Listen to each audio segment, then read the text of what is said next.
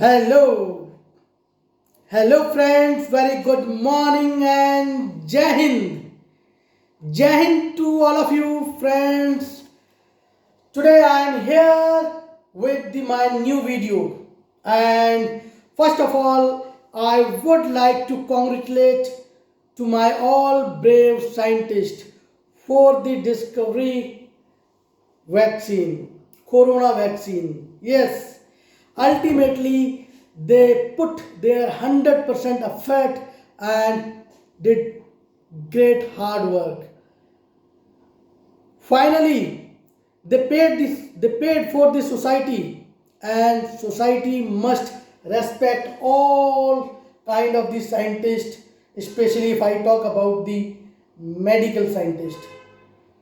Friends, please use the mask and sanitizers whenever you go outside or come to at your home from the outside, especially from your office or any market. And please try to avoid crowd things. So friends, today I am here with my new topic, and I hope you will all like it. And please, I am requesting to all of you, if you like it, please like my video and share the comments. Yes, and you can share my YouTube video also. So friends, today I am here with the new topic, and my topic is why affordable housing. I mean to say why affordable housing is so valuable, especially for middle class segment. So friends, there are 12 proven points which I'll elaborate you step by step, one by one. So I cannot mug up all the things simultaneously, and I don't want to disorder to any point. So I just pointed all the point on this whiteboard, and I try to describe to all the thing in manner way. So friends, जैसा कि मैंने आपको बताया है, आज का जो मेरा टॉपिक है अफोर्डेबल हाउसिंग की क्या वैल्यू है। तो दोस्तों, आज मेरा जो सबसे पहला पॉइंट है, अफोर्डेबल हाउसिंग क्यों, लो कॉस्ट। जी हाँ दोस्तों, सबसे पहली और जो महत्वपूर्ण बात है वो है इसकी कम कीमत। जी हाँ दोस्तों, अगर मैं बात करूं एक सपनों के घर की, जी हाँ दोस्तों, अगर मैं एक सपनों के घर की बात करूं तो जैसे ही हम घर के बजट की बात सोचते हैं वैसे ही पसीने आ जाते हैं दोस्तों, पसीने। क्या आपको लगता है is this kind of Tom and Dick Harry work? Not at all, not at all. This is kind of herculean task. A person spend whole year lifetime. A person spend whole year and earn these such things, which is so valuable and most important things of his life. That is collective money. So दोस्तों, वो collective money भी कम पड़ जाती है, पूरी जिंदगी मेहनत और खून पसीने की कमाई भी कम पड़ जाती है जब हम 2 या 3 BHK या अपने सपनों का घर लेने के बारे में सोचते हैं। तो दोस्तों, इसी चीज को, इसी बर्डन को कम किया है अफोर्डेबल हाउसिंग ने, कम कीमत।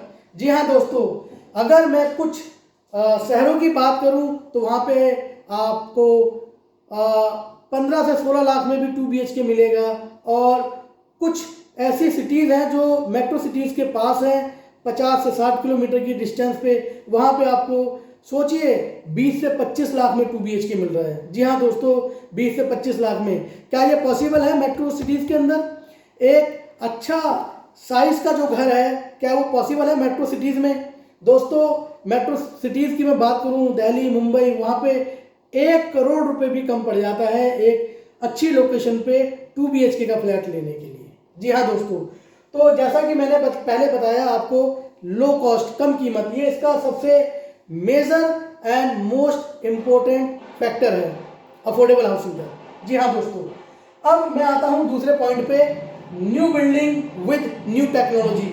जी हाँ दोस्तों, आप सोचिए कि आप कैसे तैसे एक नया घर लेते हैं, बट आपको ये पता लगे कि आपका नया घर वो एक्चुअल में नया नहीं है, वो सेकंड हैंड है, वो 10 साल 15 साल 5 साल पहले कोई यूज कर चुका है। ठीक है, नए घर की फीलिंग होगी, बट वो एक जो नयापन होता है वो नहीं होगा। दूसरा, उसकी जो 10-15 साल की जो लाइफ है वो डेप्रिशिएट हो चुकी है। जी हाँ दोस्तों, उसकी जो कंस्ट्रक्शन क्वालिटी है, उसकी जो मटेरियल्स है वो डेप्रिशिएट हो चुके हैं। इवन प्रॉपर्टी में एप्रिसिएशन आ चुका है, बट आप ये सोचिए जिस व्यक्ति ने वो घर 10 साल पहले लिया था और 10 साल बाद उसको बेच के गया है और मैंने लिया है, तो उसकी जो कंस्ट्रक्शन क्वालिटी है वो कहीं ना कहीं वो डिक्लाइन हो चुकी है। तो अफोर्डेबल हाउसिंग मतलब अभी लेटेस्ट कंसेप्ट है, लेटेस्ट डिज़ाइन है।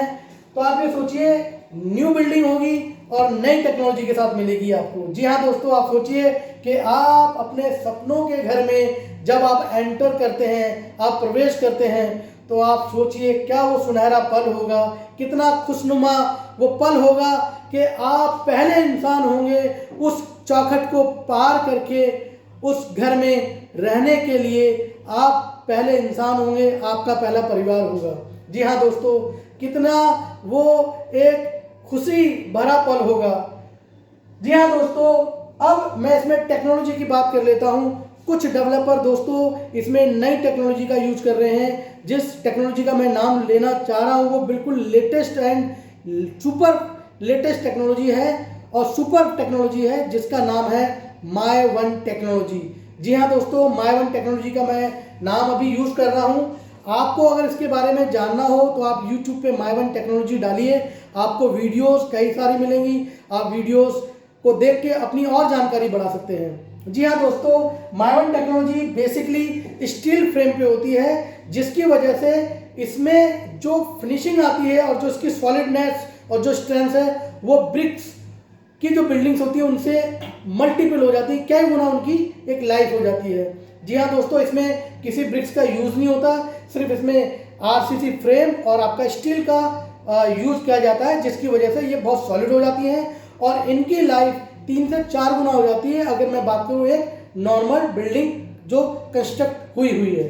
ठीक, जी हाँ दोस्तों। दूसरा, इसमें सीपेज की समस्या नहीं रहती। जी हाँ दोस्तों, जो माय वन टेक्नोलॉजी है उसके अंदर सीपेज की कोई समस्या नहीं रहती, जल्दी से कोई सीपेज नहीं आती, क्योंकि सारा का सारा आरसीसी फ्रेमवर्क पे होता है। जी हाँ दोस्तों, और इसका तीसरा जो बेनिफिट है वो है टाइम सेविंग। जी हाँ दोस्तों, एक डेवलपर को इसको बनाने में बहुत ज़्यादा टाइम नहीं लगता, क्योंकि सीमेंट जो होता है वो बहुत जल्दी सूख जाता है। सीमेंट अगर हम लेंटर भी डालते हैं, जो हर फ्लोर पे एक लेंटर डलेगा, उसमें भी टाइम बहुत कम लगता है, हर 15-16 दिन में वो लेंटर डल के खुल भी जाता है। जी हाँ दोस्तों, और इससे भी कम इसकी स्पीड है। तो इसमें 3 फैक्टर हो गए, आपके लॉन्ग लाइफ हो गया, दूसरा आपका इसमें नो सीपेज हो गया, और तीसरा इसमें फैक्टर आ गया आपका इसमें टाइम कम लगता है इसको कंस्ट्रक्शन करने में, ऐसी बिल्डिंगों को। जी हाँ दोस्तों, तीसरा मैंने इसका जो एक वैल्यू है, जो इसका एक बेनिफिट है अफोर्डेबल हाउसिंग का, वो है नियर बाय मेट्रो सिटीज़ या नियर बाय सिटीज़। जी हाँ दोस्तों, जैसा कि मैं बताना चाह रहा हूँ, दिल्ली के आसपास गाजियाबाद के अलावा नोएडा, गुड़गांव, तो ये ऐसी सिटीज़ हैं जो पिछले 8-10 साल में डेवलप हुई हैं। मैं गुड़गांव भी बताना चाह रहा हूँ, फरीदाबाद भी बताना चाह रहा हूँ, बट अब ये जो 10-15 साल पहले डेवलप हुई थी, मैं नोएडा की बात करूँ या गाजियाबाद की बात करूँ, इनके 10 से 20 किलोमीटर के करीब जो नया अर्बन एरिया डेवलप्ड हो रहा है, ये उस जगह आपको फैसिलिटेट होंगी। जब ये वहाँ फैसिलिटेट होंगी तो आप ये समझिए कि यहाँ पे जो भी स्मार्ट सिटीज़ का मैं प्रावधान बताना चाह रहा हूँ, उनकी भी वैल्यू बढ़ेगी। जी हाँ दोस्तों, इसमें मैंने ये जो तीसरा पॉइंट क्लियर करा, ये मैंने करा नियर बाय सिटी, जिसकी वजह से आपको ट्रांसपोर्टेशन में आसानी होगी और आपको जो डेली नीड्स की चीज़ है वो भी आपको प्रॉपर उनकी फैसिलिटीज़ मिलेंगी। वैसे तो एक डेवलपर जब एक सोसाइटी लेके आता है तो वो अपनी इन हाउस एक कमर्शियल मार्केट भी लेके आता है। जी हाँ दोस्तों, अब मैं बात कर रहा हूं, जो मेरा चौथा पॉइंट है, अर्बन, न्यू अर्बन सिटीज या स्मार्ट सिटीज डेवलपमेंट। जी हाँ दोस्तों, ये जो अफोर्डेबल हाउसिंग है ये स्मार्ट सिटीज का एक हिस्सा है, और जो न्यू अर्बन एरियाज डेवलप हो रहा है ये उनका एक हिस्सा है। तो आप ये सोचिए, आपकी बिल्डिंग नहीं, आपका घर नया और आपका शहर नया। आप ये सोचिए, जब कोई चीज़ नई प्लान होती है तो उसका जो प्लान है वो स्मार्ट होता है। जी हाँ दोस्तों, new things always come with the smart way. जी हाँ दोस्तों, अब मैं पांचवा पॉइंट बताना चाह रहा हूँ, न्यू इंफ्रास्ट्रक्चर्स डेवलप। जैसा कि मैंने आपको बताया कि जो नई स्मार्ट सिटीज बनेगी या जो न्यू अर्बन एरियाज डेवलप किया जा रहा है उनके लिए न्यू इंफ्रास्ट्रक्चर्स भी तैयार होगा या अभी अंडर वे है। जैसा आपका रोड, ठीक है, रोड हो गया, आपका लाइट हो गया, सीवेज का कनेक्शन हो गया, ट्रांसपोर्टेशन सर्विस होगी जिसमें मैं बस, रेल, आपका मेट्रो सर्विसेज हो गई, आपका कमर्शियल व्हीकल्स हो गए, आपका एयरपोर्ट एक बहुत इंपॉर्टेंट कनेक्टिविटी है, एक फैसिलिटीज़ है बहुत इंपॉर्टेंट, आपका इंडस्ट्रीज भी डेवलप होंगी और कमर्शियल एरियाज भी डेवलप होंगे। और अगर इंडस्ट्रीज डेवलप होती हैं, कमर्शियल एरियाज डेवलप्ड होते हैं तो उसकी वजह से एम्प्लॉयमेंट जाहिर सी बात है बढ़ेगा। तो दोस्तों, ये जो पांचवा पॉइंट है न्यू इंफ्रास्ट्रक्चर डेवलपमेंट, ये बहुत वैल्यू रखता है। इसी की वजह से जो आपकी अफोर्डेबल हाउसिंग है उसकी बहुत वैल्यू होगी आने वाले टाइम में। जी हाँ दोस्तों, इसका एक और जो फायदा है वो है, अफोर्डेबल हाउसिंग एक ऐसा प्रोडक्ट है जो पैन इंडिया लेवल पे अंडर 4000 पर स्क्वायर फीट ही अवेलेबल है। उससे ऊपर आपको चार्ज डेवलपर नहीं कर सकता। आप सोचिए, अगर एक आम इंसान का सपना पूरा होगा वो और सिर्फ अफोर्डेबल हाउसिंग के थ्रू ही हो सकता है, क्योंकि 4000 रुपये पर स्क्वायर फीट के अंतर्गत जो कीमत आएगी, मान के चलिए डेवलपर 1000 स्क्वायर फीट का फ्लैट बना रहा है और वो कहीं ना कहीं 2500 स्क्वायर फीट की कीमत रखता है, तो वो 25 लाख रुपए का हुआ। 2000 रुपये पर स्क्वायर फीट रखता है तो वो 20 लाख रुपए का 2 BHK का फ्लैट हुआ। तो आप ये सोचिए कितना बड़ा एक बेनिफिट है। जी हाँ दोस्तों, इसका सातवां पॉइंट है वो, जब हम खरीदते हैं कोई भी ऐसी प्रॉपर्टी जो हमारे सपने से रिलेटेड है, खासकर मैं घर की बात कर रहा हूँ, तो उसमें फाइनेंस का बहुत बड़ा रोल रहता है। बिना फाइनेंस के इतना आसान नहीं है सपनों का घर खरीदना। तो दोस्तों, अफोर्डेबल हाउसिंग में मैक्सिमम 90% का लोन मिलता है। जी हाँ दोस्तों, 90% का होम लोन मिलता है जिसका मैक्सिमम टेन्योर 30 साल है। जी हाँ दोस्तों, इसके जितने भी प्रोसेस हैं वो बहुत फ्लेक्सिबल हैं, बहुत ईजी हैं, ताकि एक होम बायर को आसानी से उसका सपनों का घर मिल जाए। जी हाँ दोस्तों, मेरा अगला पॉइंट है, आठवां जो मेरा पॉइंट है, 5% tax deduction of the income tax. जी हाँ दोस्तों, अगर आप अपने सपनों का घर लेते हैं अंडर द अफोर्डेबल हाउसिंग में तो आपको 5% का जो टैक्स डिडक्शन है उसका बेनिफिट मिलेगा। कहीं ना कहीं इससे आप मैक्सिमम 12,000 रुपये और बचा सकते हैं। जी हाँ दोस्तों, अगला मेरा पॉइंट है GST ओनली 1%। जी हाँ दोस्तों, ये बहुत वैल्यूबल पॉइंट मैं आपको बताना चाह रहा हूँ। दोस्तों, GST नॉर्मल हाउसिंग पे 5% है और कमर्शियल पे 7% है। जी हाँ दोस्तों, और अफोर्डेबल हाउसिंग पे मात्र 1% है। सोचिए, अगर आपका 20,000 रुपये का घर है, 20 लाख रुपए का घर है, तो उस पर आपको मात्र 1% की GST देनी है। ठीक है दोस्तों, इसका जो नेक्स्ट पॉइंट है, the value of affordable housing, वो है रजिस्ट्रेशन, या हम कह सकते हैं stamp duty will be less. जी हाँ दोस्तों, ये जो स्टाम्प ड्यूटी है, जिसको हम जो भी हम अपने सपनों का घर लेते हैं उसकी जब हम रजिस्ट्री कराते हैं तो उसके बाद हमें उसकी स्टाम्प ड्यूटी देनी पड़ती है। तो दोस्तों, ये भी 1% है। जी हाँ दोस्तों, कुछ शहरों में भी ये डिक्लेयर हो चुका है कि स्टाम्प ड्यूटी अफोर्डेबल हाउसिंग की वो 1% है। वो थोड़ा वेरी करता है साइज पे। जी हाँ दोस्तों, वो थोड़ा वेरी करता है साइज पे, बट आप ये मान के चलिए 1% रजिस्ट्रेशन चार्जेस, 1%, मात्र 1% स्टाम्प ड्यूटी। सोचिए, एक सपनों का घर लेना कितना आसान हो गया है अब।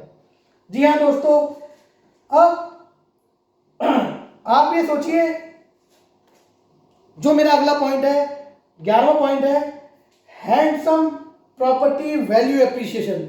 जी हाँ दोस्तों, जैसा कि मैंने आपको पहले भी एक एग्जांपल देके समझाया कि आप कोई नया घर लेते हैं, जिस व्यक्ति ने अगर वो घर 10 साल पहले लिया है तो वो उस एप्रिसिएशन का, उस टेस्ट का पूरा मजा ले चुका है। आज वो 50 लाख का, 1 करोड़ का आपको बेच रहा है, जबकि उसने 10 साल पहले हो सकता है 15 या 20 लाख रुपए का लिया हो। तो आप सोचिए, जो अफोर्डेबल हाउसिंग आज आप ले रहे हैं, आपको न्यू टेक्नोलॉजी के साथ, न्यू स्मार्ट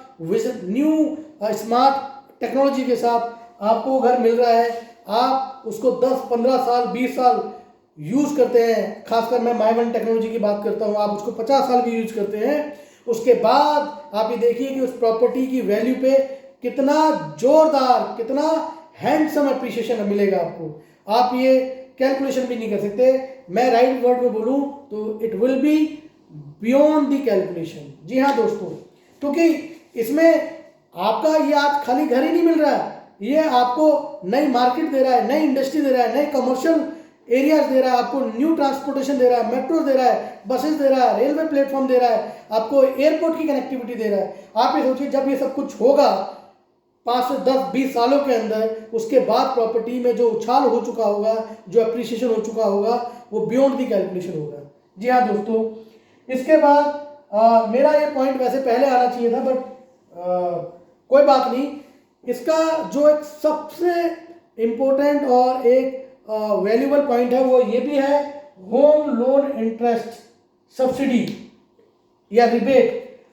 होम लोन के इंटरेस्ट पे सब्सिडी है। हाँ जी दोस्तों, अफोर्डेबल हाउसिंग में आपके होम लोन के इंटरेस्ट पे सब्सिडी है। वैसे तो ये इम्प्लीमेंट उस पर भी होती है जिसका पहला घर हो, किसी भी व्यक्ति का अगर वो पहला अपने सपनों का घर ले रहा है, पहला, जी हाँ दोस्तों, तो उस पर भी उसको होम लोन इंटरेस्ट पे सब्सिडी मिलेगी। वो आपकी स्टार्ट होती है 2.67 लाख टू 3.5 लाख। ये वेरी करता है सिटी टू सिटी और स्टेट टू स्टेट। जी हाँ दोस्तों, इसका ये भी एक मेजर पॉइंट है कि आपकी अगर EMI, मान के चलिए आपने 15 लाख रुपए का 2 BHK लिया, तो उसकी एज पर कंस्ट्रक्शन आपकी EMI जो जा रही है उस पर आपका 2,67,000 जो EMI होती है, वो प्रिंसिपल प्लस इंटरेस्ट की कैलकुलेशन इजगल टू EMI होती है। तो आप ये देखिए, आपके इंटरेस्ट का जो पार्ट है 20 सालों का, 30 सालों का, उसमें आप सेविंग कर सकते हैं 2.67 लाख। जी हाँ दोस्तों, तो दोस्तों ये मेरे आज के 11-12 ऐसे महत्वपूर्ण पॉइंट थे जिनको मैंने आपको समझाने की कोशिश करी। हो सकता है आपको कुछ इसमें पॉइंट क्लियर सही से नहीं हुए हों, तो प्लीज़ आप मुझे कांटेक्ट करके पूछ सकते हैं, मुझे मेल करके पूछ सकते हैं। और प्लीज़ अगर आपको ये मेरी वीडियो पसंद आई हो तो प्लीज़ इसको लाइक कीजिए, मुझे कमेंट्स दीजिए, और प्लीज़ मेरे वीडियोस को शेयर कीजिए ताकि मेरे को और हौसला मिल सके और मेरे को एनर्जी मिल सके आपके इन कमेंट्स के थ्रू। तो मैं आशा करता हूँ हम बहुत जल्दी मिलेंगे। मैं अपने नए वीडियो के साथ बहुत जल्दी आऊँगा और मैं आपको कुछ ऐसे प्रॉपर्टीज़ की जो नॉलेज है वो देने की कोशिश करूँगा जो आपको प्रॉपर्टी लेने में, बेचने में बहुत फ़ायदेमंद हो। जी हाँ दोस्तों, अगर आपकी कोई भी क्वेरीज है तो प्लीज़ मुझे कांटेक्ट कर सकते हैं 9811882385। जी हाँ दोस्तों, I am repeating it, 9811882385, and my mail ID is ask@dineshdyal.in and my website is www.dineshdyal.in। आज के लिए दोस्तों इतना ही, मैं आज्ञा चाहूँगा और बहुत जल्दी हम लोग फिर से मिलेंगे नए वीडियो, नए टॉपिक के साथ। नमस्कार।